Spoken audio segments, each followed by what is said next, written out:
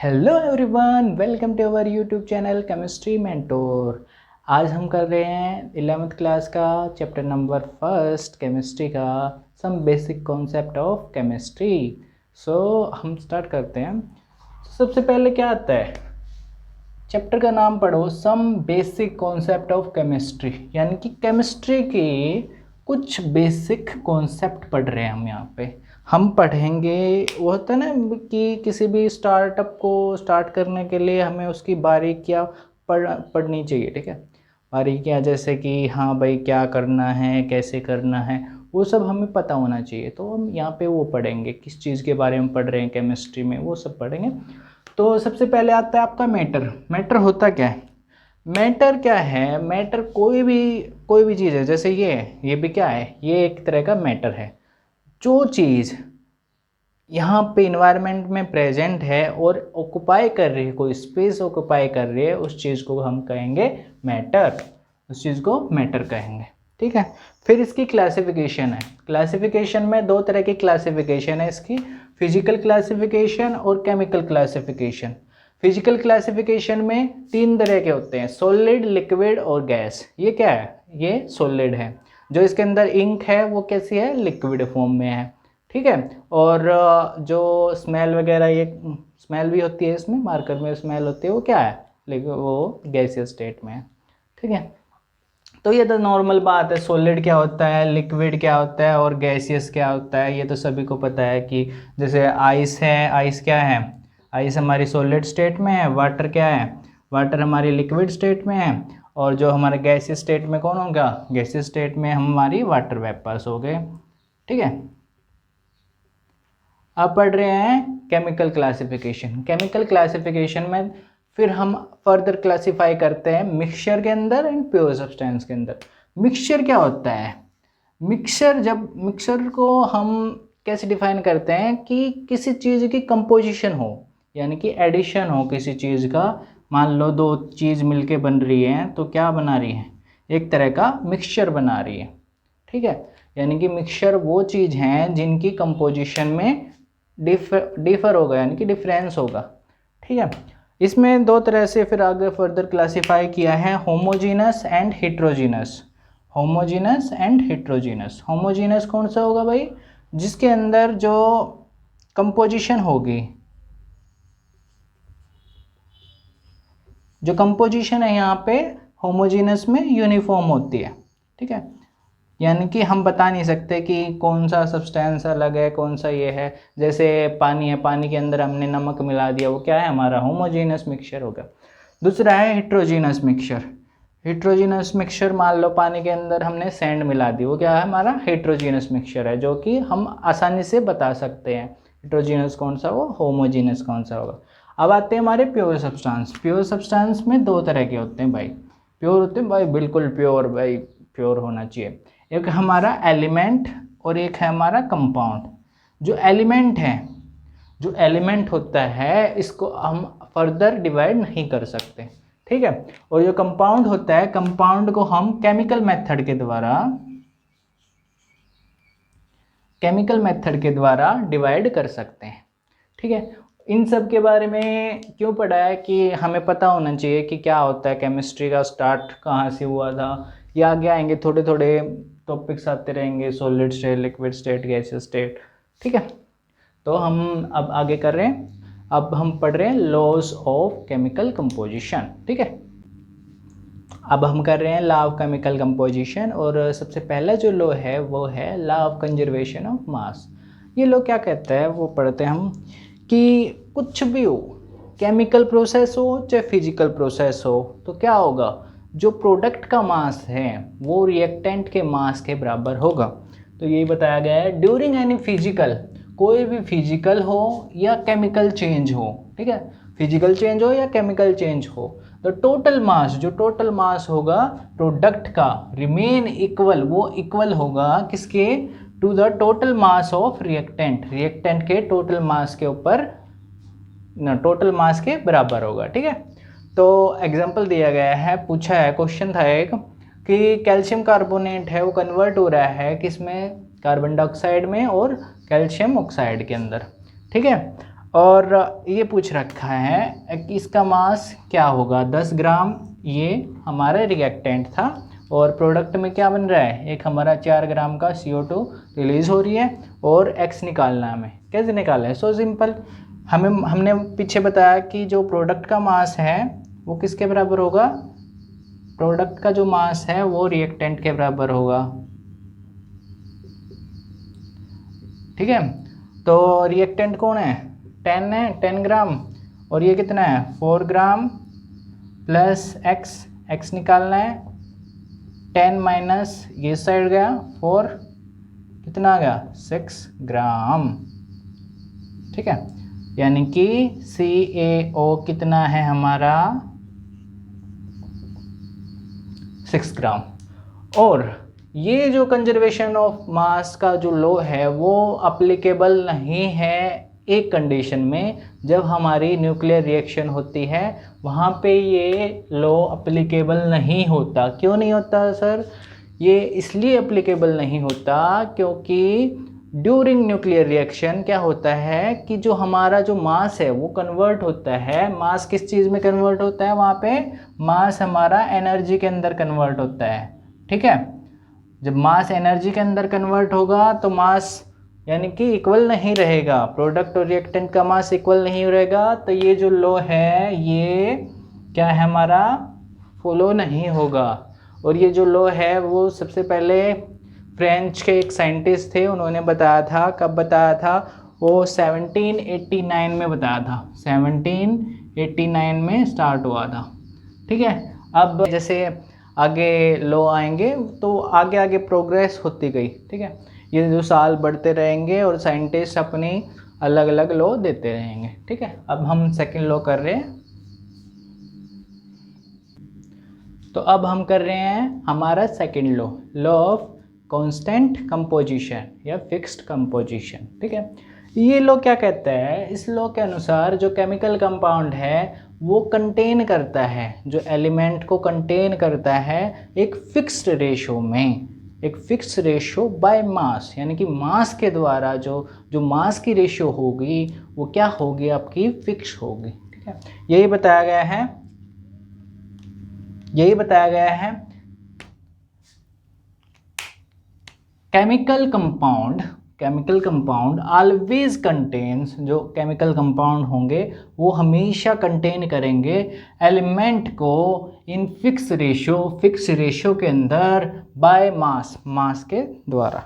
ठीक है, जैसे हम बताते हैं, जैसे कहीं का वाटर उठा लो, जो प्योर वाटर होगा वो हमेशा कहाँ किस रेशो में मिलेगा, 1:8 में मिलेगा बाय मास। जैसे हाइड्रोजन का मास कितना है 1, ये तो 2 हो गया 2, ऑक्सीजन का कितना होता है 16,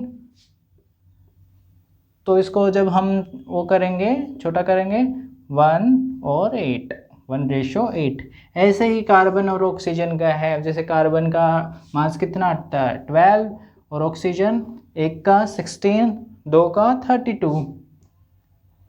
ठीक है, ऐसे ही फिर इसको वो कर दिया, जब छोटा करेंगे तो क्या होगा 3:8 ही आएगा। ठीक है, आया समझ में।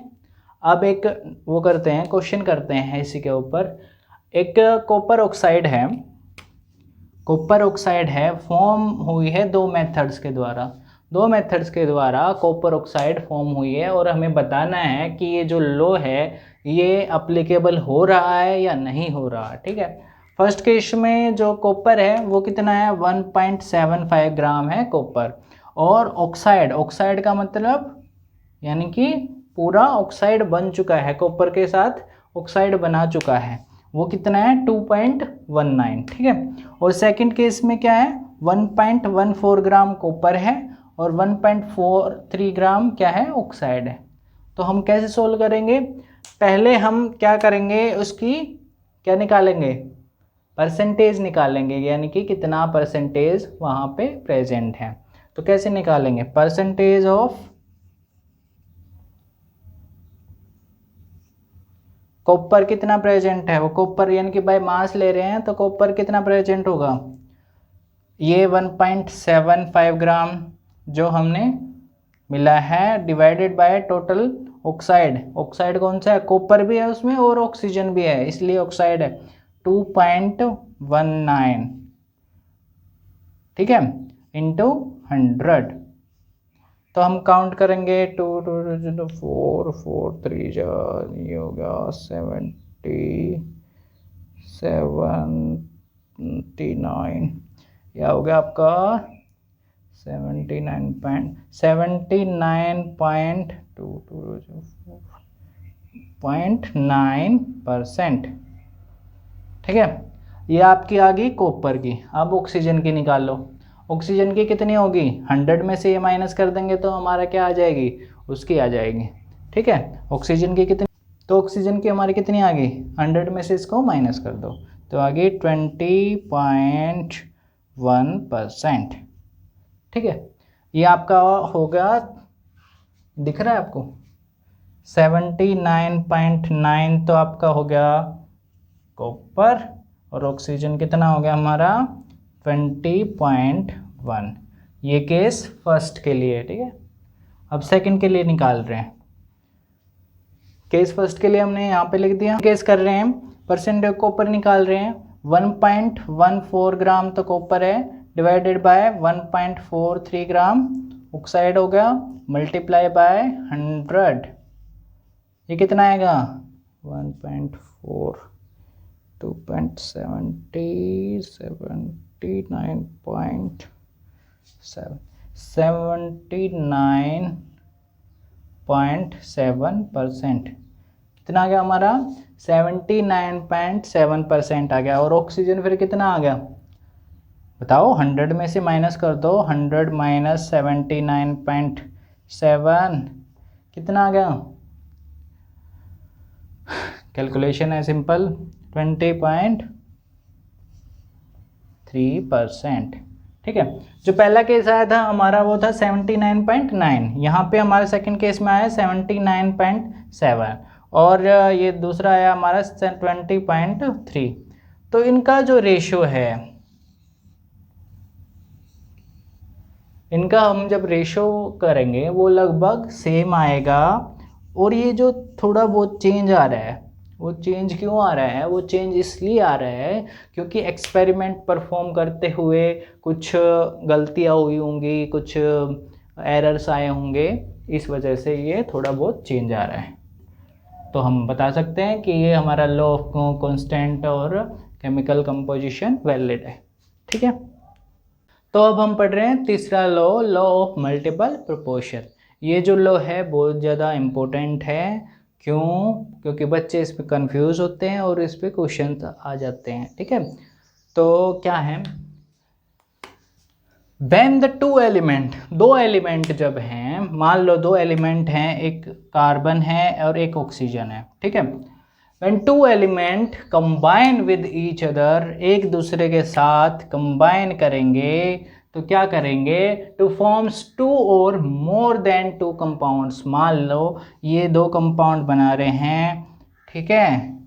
एक बना रहा है सी कार्बन मोनोऑक्साइड, एक बनाना है कार्बन डाइऑक्साइड, ठीक है। दो कंपाउंड बना रहे हैं, एक कार्बन मोनोऑक्साइड और एक है हमारा carbon dioxide. The mass of one of the element, इन दोनों में से कहा गया है कि इन दोनों में से कोई जो एलिमेंट है which combine with a fix mass, इनमें से एक जो होगा, एक जो है, एक तो है हमारा फिक्स, ठीक है, एक है हमारा फिक्स मास होगा, और जो दूसरा होगा, दूसरा है वो जो दूसरा है वो क्या दिखाएगा? वो दिखाएगा bears a simple whole number ratio, वो दिखाएगा सिंपल होल नंबर रेशो। यहाँ पे देखो, यहाँ पे कार्बन और ऑक्सीजन के अंदर कौन सा फिक्स दिख रहा है? इसमें कौन फिक्स है? कार्बन फिक्स है। यहाँ पे अगर बाय मास कर रहे हैं, बाय मास करना है, 12 ग्राम कार्बन यहाँ पे है, यहाँ पे भी 12 ग्राम कार्बन है, ठीक है। ऑक्सीजन यहाँ पे 16 ग्राम, ठीक है। यहाँ पे कितने हो गए? 32। अब देखो ये चीज़ तो फिक्स है हमारी, यानी कि ये लॉ यहाँ एक फिक्स मास होगा और जो दूसरा होगा वो बियर यानी कि दिखाएगा एक सिंपल होल नंबर रेशो। इनका रेशो जब करेंगे तो क्या आएगा रेशो 1:2। ये हमारा क्या है सिंपल होल नंबर रेशो। ठीक है, अब इसके ऊपर एक क्वेश्चन कर रहे हैं, फिर आपको अच्छी तरह से पूरा समझ में आ जाएगा। ठीक है, अब ये क्वेश्चन है, हाइड्रोजन एंड ऑक्सीजन जो हैं दो कंपाउंड हैं, उन्होंने फॉर्म करे हैं दो कंपाउंड। ठीक है, पहले के अंदर जो हाइड्रोजन कंटेंट है, हाइड्रोजन कंटेंट दे रखा है 5.93%। ठीक है, दूसरे के अंदर दे रखा है हाइड्रोजन कंटेंट 11.2%। ठीक है, हमें निकालना है show the law of multiple proportion दिखाना है। ठीक है, तो हम कंसिडर करते हैं जब भी परसेंटेज में होता है तो हाइड्रोजन एंड ऑक्सीजन है। हाइड्रोजन एक फर्स्ट केस के अंदर हाइड्रोजन कितना हो गया 5.93 ग्राम। ठीक है, ऑक्सीजन कितना हो गया, ऑक्सीजन हो गया हमारा 100 में से 5.93 ग्राम माइनस ऑक्सीजन कितना होगा 94.07 94.07 ग्राम। ठीक है, अभी पहले पार्ट का ही कर रहे हैं, तो इसमें हमें एक चीज़ जो है वो हमें कांस्टेंट रखनी है। कौन सी कांस्टेंट रखें, मान लो हम हाइड्रोजन कांस्टेंट रख रहे हैं दोनों के अंदर, और रेशो किसकी निकाल रहे हैं ऑक्सीजन की। ठीक है, तो हम कह सकते हैं कि जो 5.93 ग्राम कंबाइन करता है किसके साथ 94.07 के साथ। ठीक है, तो 1 ग्राम के लिए कंसे यानी कि 1 पार्ट, एक पार्ट मान लिया हमने, 1 ग्राम को हमने एक पार्ट मान लिया, तो 1 पार्ट किसके बराबर होगा 94.07 डिवाइडेड बाय 5.93। ठीक है, इसका कितना आएगा 15.86 पार्ट। ठीक है, ये हमारा पहला पार्ट आ गया कि जो एक हाइड्रोजन है वो किसके साथ इतने पार्ट ऑफ ऑक्सीजन के साथ कंबाइन कर रहा है। ठीक है, ऐसे ही हम सेकंड पार्ट के लिए निकालेंगे। हाइड्रोजन कितना दे रखा है 11.2 ग्राम में कन्वर्ट कर दिया, ऑक्सीजन कितना बच गया फिर 100 माइनस 11.2 कितना आ गया 88.8 ग्राम, 88.8 ग्राम आ गया। ठीक है, ठीक है, इतना आ गया समझ में। अब ऐसे जैसे पिछले में किया था 11.2 किसके साथ कंबाइन हो रहा है, कितने के पार्ट के साथ 88.8 के साथ, 1 किस पार्ट किसके कितने के साथ होगा 88.8 डिवाइडेड बाय 11.2 कितने पार्ट आ गए 7.9 पार्ट, 7.9 पार्ट। तब इसकी रेशो निकालेंगे, इन दोनों की रेशो निकाल दो, ये जो है इसकी और ये जो है इसकी, तो कितनी रेशो आएगी अप्रोक्स आ जाएगी आपकी वो 15.86 डिवाइडेड बाय 7.9 इक्वल टू 2/1, इतनी आ गई 2:1। सिंपल आ गई, सिंपल होल नंबर रेशो आ गई। तो ऐसे हम सोल्व करेंगे। ठीक है, अब करते हैं फोर्थ लॉ। फोर्थ लॉ क्या है हमारा गे-लुसाक लॉ ऑफ गैसियस वॉल्यूम। अब यहाँ पे क्या इन्वॉल्वमेंट हो रहा है गैसियस स्टेट, यानी कि पहले क्या था, पहले हम मास कंसिडर कर रहे थे, अब गैसेस में क्या होता है, गैसेस में जनरली हम क्या कंसिडर करते हैं, गैसेस में हम कंसिडर करते हैं वॉल्यूम। तो ये जो गे-लुसाक था उसने 1808 में अपना लॉ दिया गैसेस के रिगार्डिंग। ठीक है, उसने कहा कि व्हेन द गैसेस कंबाइन, जब जो गैस हैं वो क्या करेंगे एक दूसरे के साथ कंबाइन करेंगे या बनेंगे केमिकल रिएक्शन के अंदर, they do so in a simple ratio. वो कैसे बने यानी कि बन कैसे रही हैं, वो एक सिंपल रेशो में बन रही हैं कैसे? बाय वॉल्यूम के साथ, यानी कि जो उनका वॉल्यूम है, जो वॉल्यूम अगर हम कंसिडर कर रहे हैं, तो अगर उनकी वॉल्यूम को हम एक रेशो में देखें तो उनकी जो रेशो बनेगी, वो जो रेशो है वो है सिंपल रेशो में बनेगी, ठीक है। और ये जो लॉ है ये हमारा लॉ ऑफ कांस्टेंट कंपोजिशन की तरह ही है। वहाँ पे क्या था, वहाँ पे हमने मास लिया था, लेकिन यहाँ पे वॉल्यूम है बस, और सारा सेम है, ठीक है। और क्या कंडीशन है? और कंडीशन ये है कि सेम टेम्परेचर और सेम प्रेशर होना ज़रूरी है गैसेस के अंदर। अगर आपका सेम टेम्परेचर और सेम प्रेशर है तो हम कह सकते हैं कि ये लॉ अप्लीकेबल है, ठीक है। हम कंसिडर करते हैं 3H2N2 प्लस 2NH3, ठीक है। इसका 3 वॉल्यूम, इसका 1 वॉल्यूम, इसका 2 वॉल्यूम, ठीक है। ऐसे हम इसमें इस लॉ में डाल लेंगे कि ये इसकी वॉल्यूम है हम जो कंसिडर्ड करते हैं।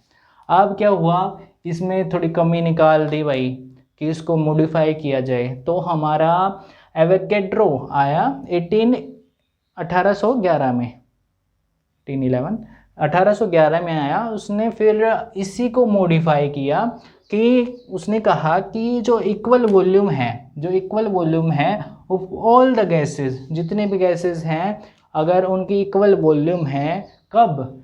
Under similar condition. कौन सी कंडीशन सिमिलर होनी चाहिए भाई? टेम्परेचर की और प्रेशर की। टेम्परेचर और प्रेशर की सिमिलर कंडीशन है और उसकी वॉल्यूम कंसिडर कर रहे हैं हम, तो contains equal number of molecules. तो उनके जो मॉलिक्यूल्स होंगे वो सेम होंगे, जो उनके मॉलिक्यूल्स प्रेजेंट होंगे उनके अंदर वो सिमिलर होंगे। जैसे इसने एग्जांपल दिया, H2 प्लस Cl2 क्या बना रहा है? HCl बना रहा है, ठीक है। इसका H2 का 1 मॉलिक्यूल, क्लोरीन का 1 मॉलिक्यूल और 2 मॉलिक्यूल ऑफ HCl।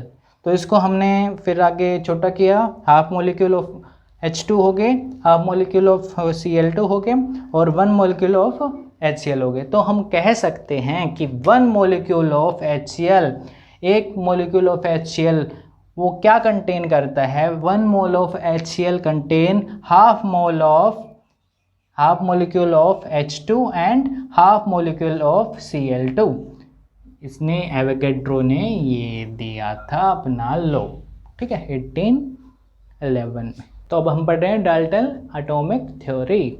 डाल्टन ने लॉ ऑफ मल्टीपल प्रोपोर्शंस भी दिया था, ठीक है, 1803 में, ठीक है, 1803 में दिया था। तो हम स्टार्ट करते हैं इसकी थ्योरी की क्या क्या इम्पोर्टेंस है, ठीक है। एटॉमिक यानी कि एटम के ऊपर है, तो जो डाल्टन था उसने किसके ऊपर रिसर्च करी? एटम के ऊपर।